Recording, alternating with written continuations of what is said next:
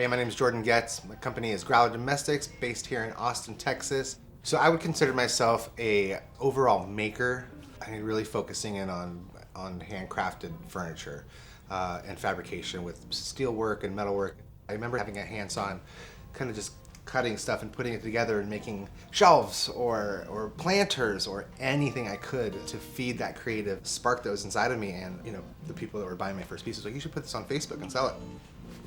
And in my head, I'm like, why would anyone buy this stuff? I mean, I literally drove around old neighborhoods and found houses that were being torn down, gathered wood and pieced them together.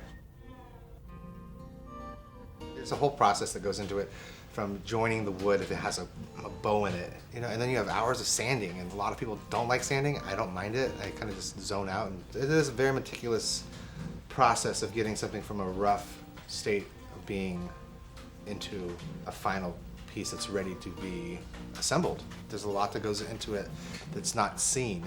I'm trying to put that out there so that people have new appreciation for what goes into making something that's handcrafted.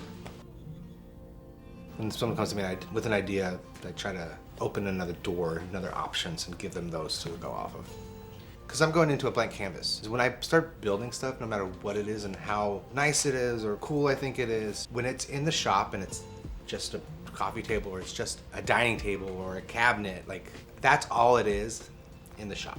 When you get it back to that place where it's like its final resting place and it's in its home and it comes alive, then you're like, okay, and it's like a full circle. This is where it started, this is where it's ending. It becomes a whole piece of art. It's pretty cool. It's just a process, and I love it.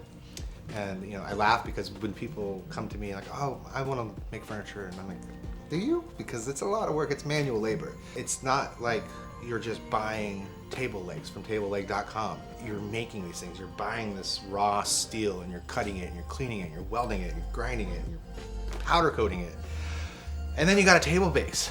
Like it's a whole process. And I joke around that you do hours and hours and hours and hours of prep work, and that final day, that final screw goes in, that's when you have a piece of furniture.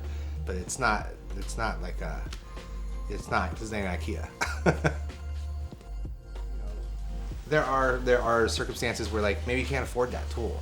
And maybe you cut that corner and you get the cheap one, and it's fine and it does the trick. But I think at the end of the day, you get what you paid for, and I think that also comes full circle with custom furniture. I love what I do. I think what I do is so cool, and I don't think I'm cool because I do it. I just think that what I do is amazing. Like I love what I do. I don't have any complaints about what I'm doing.